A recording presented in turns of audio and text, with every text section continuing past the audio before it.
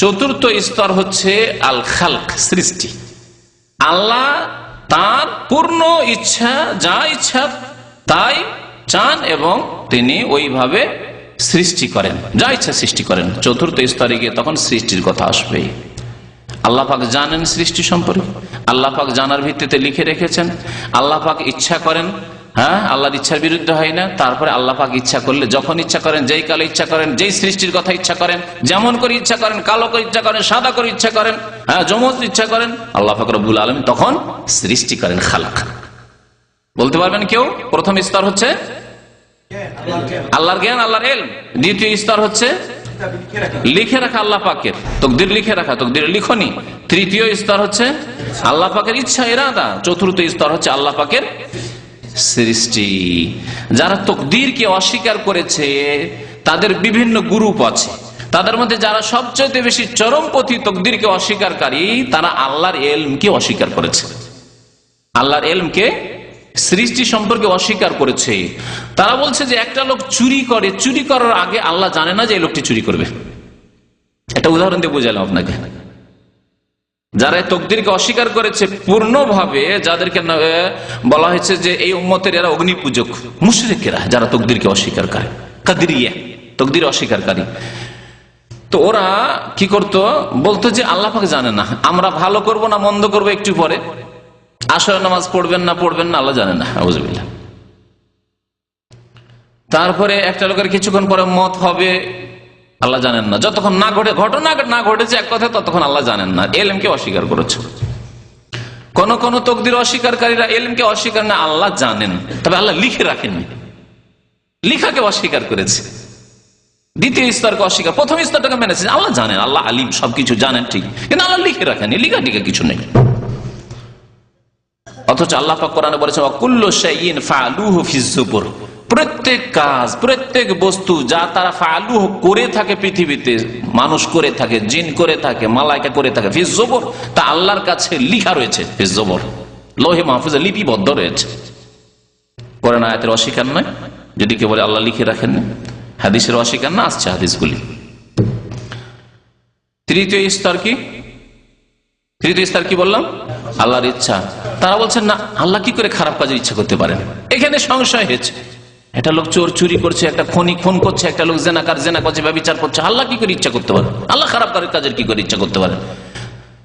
তো যারা মাঝারি ধরনের কাদরিয়া, তকদির অস্বীকারী, তারা ইলম মেনেছে, লিখা হয়তো মেনেছে, কিন্তু আবার এটাকে মানেনি। বলছে না না, আল্লাহ খারাপ কাজের ইচ্ছা, আল্লাহ ভালো কাজের শুধু ইচ্ছা করেন।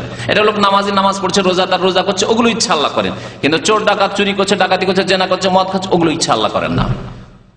যদি এই কথা বলা হয় তাহলে কুফরি এই আসবে। তার আল্লাহ এখানে অনিচ্ছুক, আল্লাহ চুরি চান না, ডাকাতি চান না, জেনা চান না, কিন্তু বান্দা করে নিতে পারলো, তাহলে আল্লাহ এখানে অসহায় হয়ে গেলেন না, অপারগ হয়ে গেলেন না? এই যে খণ্ডনটা শুনে রাখেন ভালো করে। আল্লাহ দুর্বল হয়ে যাচ্ছেন, বান্দাই শক্তিশালী হয়ে যাচ্ছে, যে আমি চুরি করব, আমি ডাকাতি করব, আল্লাহ ইচ্ছা করেন না, ওরা করে ফেললো। সেই জন্য আগে বলেছি যে আল্লাহ পাক রব্বুল আলামিন ইচ্ছা করেন সব কাজেরই, কিন্তু বলবো না যে আল্লাহ পাক খারাপের ইচ্ছা করেন। ওটা আল্লাহর দিকে যখন লক্ষ্য করবো তখন বলবো সবগুলি ভালো, কিন্তু বান্দার দিকে যখন লক্ষ্য করে বলবো তখন ভালো কাজটি ভালো আর খারাপ কাজটি খারাপ। কারণ বান্দাকে আল্লাহ পাক শরীয়তের দায়িত্ব দিয়েছেন যে তোমাকে সৎ কাজ করতে হবে, অসৎ কাজ থেকে বাঁচতে হবে। চতুর্থ স্তর কি বললাম? সৃষ্টি করা। এই ক্ষেত্রে কাদিরিয়াদের একদল আছে, তারা মুতাজিলারা, এরা সবচেয়ে হালকা কাদিরিয়া তকদির অস্বীকারী। তারা এই চতুর্থ স্তরকে অস্বীকার করে। তারা বলছে যে আল্লাহ পাক সৃষ্টি করলেন, ঠিক আছে, আল্লাহকে সৃষ্টিকর্তা মানলাম, কিন্তু ভালো কাজের সৃষ্টিকর্তা বলবো, আল্লাহ খারাপ কাজের কি করে সৃষ্টিকর্তা হইতে পারে? তারপর আল্লাহকে বস্তুর সৃষ্টিকর্তা মানবো, বস্তুর সৃষ্টিকর্তা, বস্তু মানে মানুষ, আল্লাহ মানুষকে আল্লাহ সৃষ্টি করেছেন, সাপ আল্লাহ সৃষ্টি করেছেন, বিচ্ছু আল্লাহ সৃষ্টি করেছেন, ঠিক আছে, বাঘ, হ্যাঁ, হিংস্র পশু ইত্যাদি সবকিছু, কুকুর, শিরগাল সবকিছু আল্লাহ সৃষ্টি করেছেন। কিন্তু মানুষের কর্মের ক্ষেত্রে তারা বলছে যে আল্লাহ মানুষের ভালো কর্ম সৃষ্টি করেন, খারাপ কর্মটা আল্লাহ সৃষ্টি করেন না।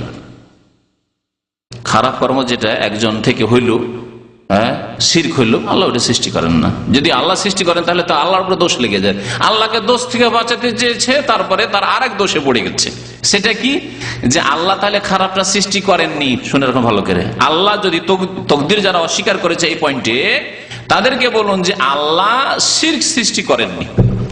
তাহলে কে সৃষ্টি করলো? একজন তো অবশ্যই সৃষ্টি করেছে। তাহলে যেই ব্যক্তি কবরে সেজদা করলো, যেই ব্যক্তি দুর্গা সরস্বতীকে সেজদা করলো, সে নিজেই সৃষ্টি করলো। তাহলে কটা সৃষ্টিকর্তা হইলো? হ্যাঁ, বহু সৃষ্টিকর্তা। যত লোক পাপ করছে, খারাপ কাজগুলি করছে, তত সৃষ্টিকর্তা তাদের কাছে। তাহলে তারা মুওয়াহিদ থাকলো, মুসলিম থাকলো না মুশরিক হয়ে গেল? মুশরিক হয়ে গেল। এখানে এসে তারা মুশরিক হয়ে গেল।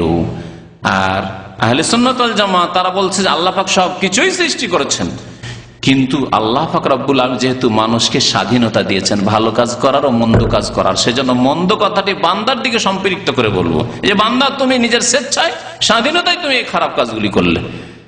এই কয়েকটি কথা তকদির সম্পর্কে মনে রাখবেন, ইনশাআল্লাহ তাআলা তকদির বুঝতে সুবিধা হবে। এছাড়া আমার তকদিরের একটা বক্তব্য আছে আগের। এখন হাদিসগুলি পড়ুন। লেখক বলছেন, বাবু মা জা ফি মুনকিরিল কদরে, এই অধ্যায় হচ্ছে তকদির অস্বীকারীদের সম্পর্কে। তকদির অস্বীকারী সম্পর্কে হাদিসে কি এসেছে তা তিনি বলতে চেয়েছেন এখানে। তারপরে আব্দুল্লাহ বিন ওমর রাদিয়াল্লাহু তাআলা আনহুমা, দ্বিতীয় খলিফা আমিরুল মুমিনিন ওমর রাদিয়াল্লাহু তাআলা আনহুর ছেলে, খুব বড় সাহাবী ছিলেন এবং খুব জ্ঞানী ছিলেন। বহু হাদিস তিনি বর্ণনা করেছেন। তিনি বলছেন, ওয়াল্লাযী নাফসু ইবনে ওমর বিয়াদিহি, তার জীবদ্দশাতেই কাদরিয়াদের তকদির অস্বীকারী একটি দল জন্ম নিয়েছিল মুসলিম জাতিতে। আর এদের প্রথম জন্ম হয় বাসরায়, ইরাকের বাসরা কুফা শহর, ওমর রাদিয়াল্লাহু তাআলার জমানায় ওই শহরগুলি আবাদ হয়েছিল। এই বাসরা শহরে প্রথম একটি দল বেরোয় যারা তকদিরকে অস্বীকার করে। কাদরিয়া মানে তকদির অস্বীকারী, তাদেরকে আরবিতে কাদরিয়া বলা হয়। মদিনায় বাসরা থেকে বেশ কিছু আহলে সুন্নাত ওয়াল জামাত সহিহ আকীদার লোকেরা এসে জিজ্ঞাসা করলেন যে আমাদের দেশে, আমাদের শহরে বাসরায় কিছু লোকেরা আজকাল নতুন নতুন কথা বলছে তকদির বলে কিছু নেই, যা কিছু ঘটছে তাই ঘটছে, আল্লাহ আগে থেকে লিখেও রাখেননি, আর আল্লাহ পাক রব্বুল আলামিন ইচ্ছাও করেন না। যা কিছু বান্দা নিজে ইচ্ছা করে, আমি একটা খারাপ কাজ করলাম আমার ইচ্ছাতেই করলাম, আল্লাহ পাকের ইচ্ছার ওখানে কোনো দখল নেই। এবং আল্লাহ পাক রব্বুল আলামিন এগুলি আগে জানেনও না, হয়তো যে যতগুলি স্তরের কথা বলা হলো। তকদিরকে তারা অস্বীকার করে, যা কিছু ঘটছে এখনই ঘটলো, আগে থেকে আল্লাহ পাক লিখেও রাখেননি, আল্লাহ পাক রব্বুল জানেন না, আল্লাহ পাক সব সৃষ্টি করেন, তকদির বলে কিছু নেই। সেই সময় আব্দুল্লাহ বিন ওমর রাদিয়াল্লাহু তাআলা আনহুমা ওই লোকদেরকে, যারা এসে জানিয়েছিল এই সম্পর্কে যে বাসরাতে তকদির অস্বীকারী দলের জন্ম হয়েছে মুসলিম জাতিতে, ফিরকা শুরু হচ্ছে, নবী সাল্লাল্লাহু আলাইহি সাল্লাম বলেছিলেন যে আমার উম্মতে কতটি দল বেরোবে? 73টি দলের প্রথম দল, দ্বিতীয় দল, এগুলি নবী সাল্লাল্লাহু আলাইহি সাল্লামের সাহাবায়ে কেরামের জামানাতে হয়ে গেছিল। প্রথম দল বের হলো রাফেজি আর খারেজি, দুটি দল প্রথম বের হলো। তারপরে এই কাদরিয়া বের হলো। এইভাবে দলের ওপর দল বেরোতে বেরোতে বেরোতে দলের শেষ নেই। তারপরে তরিকত তাসাউফের দলগুলি বেরোলো। তাসাউফে প্রথম 4টি দল বেরোলো, 4টি থেকে আবার শাখা প্রশাখার শেষ হলো না, কত যে দল রয়েছে। এভাবে 73 বড় বড় দল 73টি রয়েছে, আর ছোটখাটো দলের অভাব নেই মুসলিম জাতিতে। ইহুদি খ্রিস্টানদেরকে পিছনে ছেড়ে দিয়েছে। নবী সাল্লাল্লাহু আলাইহি ওয়াসাল্লাম বলেছে ইহুদিরা 71 ভাগে বিভক্ত হবে, খ্রিস্টানরা 72 ভাগে বিভক্ত হবে, আর আমার উম্মত 73 ভাগে বিভক্ত হবে। আর জান্নাতে যাবে কতটি দল? সবগুলি। হ্যাঁ, জাহেল মূর্খরা বলে যে ঢাকা আসার জন্য রাস্তা তো অনেক, রাস্তার অভাব আছে। কেউ চিটাগাংয়ের দিক থেকে আসছে, কেউ সিলেটের দিক থেকে আসছে, কেউ আপনার পটুয়াখালী ওই দিক থেকে বরিশাল থেকে আসছে, কেউ আসছে উত্তরবঙ্গ থেকে আসছে, কেউ দক্ষিণবঙ্গ থেকে আসছে, বিভিন্ন রাস্তা। আবার আশেপাশে তো অনেক রাস্তা আছে, যে ছোটখাটো রাস্তা আছে, কেউ আসছে আশেপাশ থেকে, আশেপাশের ডিস্ট্রিক্ট থেকে আসছে। সবগুলি কিন্তু রাস্তা পৌঁছাচ্ছে কোথায়? ঢাকায় পৌঁছাচ্ছে। লক্ষ্য উদ্দেশ্যে এক। গুমরা পথভ্রষ্ট লোকেরা ওই রকমই বলে যে এত দল থাকলে কি হবে, সবগুলির উদ্দেশ্য তো আল্লাহ, আর সবগুলির উদ্দেশ্য তো দিন কায়েম, দিন পালন। সুতরাং সবগুলি ঠিক না। এই দুনিয়ার উদাহরণ দিনের ক্ষেত্রে চলবে না, কারণ দুনিয়ার ক্ষেত্রে আমরা চোখের সামনে দেখছি যে রাস্তা সবগুলি আছে, আর সবগুলি রাস্তা বাস্তবে অনুভব করছি যে আমি এই রাস্তা ধরে পৌঁছে গেলাম। কোনোদিন আসলাম উত্তরবঙ্গ থেকে গাড়ি ধরে, তাও দেখলাম যে আমি ঢাকা পৌঁছে গেলাম। দক্ষিণবঙ্গ থেকে আসলো ঢাকা পৌঁছে গেলাম, রাস্তা ধরলে পূর্ব দিক থেকে আসলো সে পৌঁছে গেলাম। এগুলো দেখতে পাচ্ছি চোখের সামনে, বুঝতে পারছি, নকশা তো বুঝতে পারছি। আর এছাড়াও যদি সারা পৃথিবীর হয়, বিভিন্ন রাস্তা রয়েছে। আপনি আমেরিকা যাবেন, আপনি পূর্ব দিক দিকে যান আর পশ্চিম দিক দিকে যান, আপনি যেতে পারবেন, এটা অনুভব করতে পারছেন আপনি। কিন্তু দিনের ক্ষেত্রে, ধর্মের ক্ষেত্রে, ইসলামের ক্ষেত্রে আল্লাহ কি বলেছেন? ইন্নাদ-দীনা ইনদাল্লাহিল ইসলাম, জীবন বিধান মাত্র আল্লাহর কাছে হচ্ছে ইসলাম। একটি দুই রাস্তার কথা বলেননি। ওয়া মান ইয়াবতাগি গায়রাল ইসলামি দীনান, যে ব্যক্তি ইসলাম ছাড়া অন্য কোন জীবন বিধান রাস্তা খুঁজবে, ফালা ইউকবাল মিনহু, আল্লাহ কবুলই করবেন না। অন্য কোন রাস্তা আল্লাহ পাক কবুলই করবেন না। ইসলাম হচ্ছে একটি। এই জন্য আল্লাহ পাক সূরা ফাতিহাতে শিখিয়েছেন ইহদিনাস সিরাতাল মুস্তাকিম, আল্লাহ আমাদেরকে সিরাতে মুস্তাকিম, সহজ সরল পথ দেখাও। সিরাত এক বচনে, একটি রাস্তার কথা আল্লাহ পাক বলেছেন। সিরাত মানে রাস্তা। আপনি তুলনা করবেন ঢাকার সাথে, চাঁদ চলবে না। ঢাকার আশেপাশে অনেক রাস্তা, কিন্তু ইসলামের রাস্তা সিরাতে মুস্তাকিম শুধু একটি রাস্তা, একটি রাস্তা। সুতরাং ভাববেন না যে আমরা নকশবন্দি তরিকাতে আছি, আমরা আপনার চিশতি তরিকাতে আছি, আমরা আছি কাদেরি তরিকাতে, আমরা অন্য কোন তরিকা, আমরা আকীদায় আছি। এইসব চলবে না। আপনাকে মুহাম্মদ রাসূলুল্লাহ সাল্লাল্লাহু আলাইহি ওয়াসাল্লামের একটি তরিকার উপর আসতে হবে, সিরাতে মুস্তাকিমের উপর। ইবনে উমর রাদিয়াল্লাহু তাআলা আনহুমাকে যখন বলা হলো, তিনি বললেন ওয়াল্লাযী নাফসু ইবনে উমর বিয়াদিহি, সেই আল্লাহর শপথ করে বলছি যার হাতে ইবনে উমরের প্রাণ রয়েছে, যার হাতে ইবনে উমরের জীবন রয়েছে, শুনিয়ে দিও তাদেরকে গিয়ে, লাউ কানা লি আহাদিহি মিসলা উহুদিন যাহাবান, ওই বাসরার যারা তাকদীর অস্বীকারী, তাকদীর সম্পর্কে যারা সন্দেহকারী, তাদের যদি উহুদ পাহাড়ের সমান সোনাও থাকে নিজের বাড়িতে, সুম্মা আনফাকাহু ফি সাবিলিল্লাহ, এবং সেই সোনা দানা কিছু রাখলো না, সব আল্লাহর রাস্তায় কি করলো? ব্যয় করে দিল, খরচ করে দিল। মা কাবিলাহুল্লাহ মিনহু, তাদের থেকে আল্লাহ তা কবুল করবেন না, কবুল করবেন না। কতক্ষণ? হাত্তা ইউমিনা বিল কদরে, যতক্ষণ পর্যন্ত তাকদীরের প্রতি ঈমান না নিয়ে আসবে। এই চারটি স্তর সহ যা আপনাদের সামনে শুরুতে শোনালাম, যাতে বুঝতে সুবিধা হয়। আল্লাহ পাক সবকিছুই জানেন। হ্যাঁ, আল্লাহ পাক রব্বুল আলামিন লিখে রেখেছেন। আল্লাহ পাক রব্বুল আলামিন ইচ্ছা করেন, তার ইচ্ছার বিরুদ্ধে হয় না, এবং আল্লাহ পাক রব্বুল আলামিন সবকিছুর সৃষ্টিকর্তা।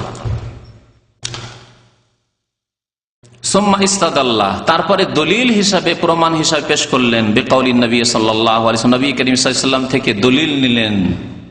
কি দলিল পেশ করলেন? আল ঈমান। নবী সাল্লাল্লাহু আলাইহি ওয়াসাল্লাম জিবরাইলের হাদিস, প্রসিদ্ধ হাদিস রয়েছে, জিবরাইল আমিন আলাইহিস সালাতু ওয়াস সালাম এসে নবী সাল্লাল্লাহু আলাইহি ওয়াসাল্লামকে কয়েকটি প্রশ্ন করেছিলেন। তার একটি প্রশ্ন ছিল ঈমান সম্পর্কে। আখবিরনি আনিল ঈমান ইয়া রাসূলুল্লাহ, হে আল্লাহর রাসূল, আপনি ঈমান সম্পর্কে বলুন তো। মানুষের আকার ধরে এসে, সাদা দবদবে কাপড় পরে এসে বসে গেছেন। লোকেরা ভাবলো যে কোনো আগন্তুক ব্যক্তি, অপরিচিত ব্যক্তি বাইরে থেকে এসেছে মদিনায়, হয়তো আল্লাহর নবীকে জিজ্ঞেস করছেন, সবাই শুনছেন, কেউ টের পাচ্ছেন না যে এটা জিবরাইল বা এটা কোনো ফেরেশতা। নবী সাল্লাল্লাহু আলাইহি ওয়াসাল্লাম উত্তরে বললেন, আল ঈমান আন তুমিনা বিল্লাহ, ঈমান হচ্ছে আল্লাহর প্রতি ঈমান নিয়ে আসবে তুমি, ওয়া মালায়েকাতি, আল্লাহর ফেরেশতাগণের প্রতি ঈমান নিয়ে আসবে, ওয়া কুতুবি, আল্লাহর কিতাব সমূহের প্রতি ঈমান নিয়ে আসবে, ওয়া রাসূলি, আল্লাহর রাসূলগণের প্রতি ঈমান নিয়ে আসবে, ওয়াল ইয়াউমিল আখির, পরকালের প্রতি ঈমান নিয়ে আসবে, ওয়া তুমিনা বিল কদরি খাইরি ওয়া শাররি, এবং তুমি ঈমান নিয়ে আসবে, বিশ্বাস করবে ভালো মন্দ তাকদীরের প্রতি। সুতরাং এর প্রতি যদি ঈমান না থাকে, পাঁচটি বিশ্বাস করলো, ছয় নম্বরটি বিশ্বাস করলো না, তাহলে আল্লাহ পাক তার ইবাদত বندگی ফরজ নফল কিছুই কবুল করবেন না। ওয়ান উবাদা ইবনে সামিত, উবাদা ইবনে সামিত রাদিয়াল্লাহু তাআলা আনসারী সাহাবী বলছেন, আন্নাহু ক্বালা লিবনিহি, তার এক ছেলেকে উপদেশ দিয়েছিলেন তিনি, ইয়া বুনাইয়া, হে বৎস, হে প্রিয় সন্তান, ইন্নাকা লান তাজিদা তা'মাল ঈমান, তুমি কখনো ঈমানের স্বাদ পাবে না। ঈমানের একটা স্বাদ আছে, ইসলামের স্বাদ আছে, নামাজের স্বাদ আছে, রোজা রাখার একটা স্বাদ আছে, খিদায় আছেন তারপরও স্বাদ আছে, হজ করে মেহনত পরিশ্রম করে শরীর মনে হচ্ছে ভেঙে চলে গেছে, তারপর একটা স্বাদ আছে, দান করার একটা স্বাদ আছে। চলে গেল টাকা, দান করলেন, আপনি দিয়ে দিলেন 10,000 20,000 1 লাখ টাকা দিয়ে দিলেন, টাকা গেল, কমে গেল, তাতে একটা স্বাদ আছে। প্রত্যেকটি ইবাদতের স্বাদ আছে, কিন্তু এই স্বাদ সবাই পায় না। বখিল সাদকা করে স্বাদ পায় না, কষ্ট হয়। আর যদি দিয়েও দেয় পরে আফসোস করে, এত টাকা চলে গেল। ওই রকমের নামাজ, যে ব্যক্তি সত্যি নামাজ পড়ার মতো নামাজ পড়ে, যেভাবে আল্লাহ এবং তার রাসূল নামাজ পড়তে বলেছেন, সেই খুশু আন্তরিকতার সাথে, নিষ্ঠা, যে শর্ত আর কান সহ, স্বাদ পায় না নামাজ পড়ে। যার ফলে নামাজ পড়ে আবার ছাড়ে, কখনো পড়ে কখনো পড়ে না, বা নামাজে ওই রকমের কোন রকমের তার উন্নতি নেই। বলছেন যে তুমি ইমানের স্বাদ পাবে না অতক্ষণ পর্যন্ত, হাত্তা তাআলামা, যতক্ষণ পর্যন্ত তুমি তাকদীরের প্রতি ইমান না নিয়ে আসবে। তাকদীরের প্রতি বিশ্বাস না থাকলে ইমানের স্বাদ পাবে না। তাকদীরের প্রতি ইমান থাকলে যখন আপনার উপর কোনো কষ্ট আসবে তখন আপনি বলবেন আলহামদুলিল্লাহ, এটা আল্লাহর পক্ষ থেকে, আল্লাহ জানছেন। এটা মানুষ আল্লাহর উপর কোনো কিছু করে দিতে পারে না। সুতরাং যে আল্লাহ পাকের কাছে খবর আছে যে আমার উপর দুঃখ এসেছে, কষ্ট এসেছে, আমার চাকরি নেই, আমার কাজ নেই, আমার অভাব আছে, সে আল্লাহ আমার দোয়া শুনবেন। আল্লাহ পাক ইনশাআল্লাহ ইন্না মাআল উসরি ইউসরা, আল্লাহ সহজ করে দেবেন, কঠিনের পরে আল্লাহ পাক আসান করে দেবেন। কারণ আল্লাহ যখন দিয়েছেন আল্লাহ দূর করবেন। তারপর আল্লাহর পক্ষ থেকে এসেছেন, আল্লাহ তো আমার মাতা পিতার চাইতে বেশি দয়ালু, আরহামুর রাহিমিন। তিনি কি আমার উপর জুলুম করবেন? তিনি আমাকে পরীক্ষা করছেন, অথবা আমার কোনো গুনার জন্য আমাকে সতর্ক সাবধান করছেন। সুতরাং আলহামদুলিল্লাহ, যা হয়েছে হয়েছে। দেখেন কিভাবে নিল একজন মুমিন মানুষ যে তাকদীরের প্রতি ঈমান রাখে, এই বালা মুসিবত গুলিকে কত সুন্দর করে গ্রহণ করলো সাদরে, তাই না? কিন্তু যার তাকদীরের প্রতি ঈমান নেই, যেভাবে তাকদীরকে বুঝাইলাম, সে বালা মুসিবতে বিপদে পড়লে হাই হতাশের শেষ নেই, আফসোসের শেষ নেই, আক্ষেপের শেষ নাই, আর জীবন রাখবো না, আমার এই ছেলেই নাই তো আর জীবনে থেকে লাভ কি, আত্মহত্যা করে দেবো, ফসল পানি সব বন্যায় ডুবে গেল, আর থেকে লাভ কি, আমার মাও গেল বাবাও গেল, একা আর বেঁচে থেকে লাভ কি, আত্মহত্যা করে দেবো, করছে না? আত্মহত্যা করছে। তার তাকদীরের প্রতি ঈমান নেই, যেভাবে আল্লাহ ঈমান নিয়ে আসতে বলেছেন, তারা আত্মহত্যা করছে, তারা অশান্তিতে থাকছে, তারা মানসিক পেরেশানিতে থাকছে, তাদের দুনিয়ায়ও জাহান্নাম, আখিরাতেও জাহান্নাম। অতক্ষণ পর্যন্ত ঈমানের স্বাদ পাবে না। এই লোকটি কিন্তু ঈমানের স্বাদ পাচ্ছে, কষ্টে আছে, বালা মুসিবতে, পেটে খাবার নেই, তারপরেও স্বাদ পাচ্ছে, নামাজ পড়ে স্বাদ পাচ্ছে, আলহামদুলিল্লাহ, আল্লাহ পাককে আমি রাজি করতে পেরেছি, আল্লাহ পাক আমার উপর খুশি আছে, আল্লাহ পাক আমার সম্পর্কে জানছে আমি কি হালতে আছি। হাত্তা তাআলামা, যতক্ষণ পর্যন্ত এই ইলম তোমার না হবে, এই বিশ্বাস না হবে, আন্নামা আসাবাকা লাম ইয়াকুন লিইখতিয়াকা, যেই বিপদ তোমার উপর এসেছে সেটা তোমাকে ভুল করার নয়, ভুল করতে পারে না।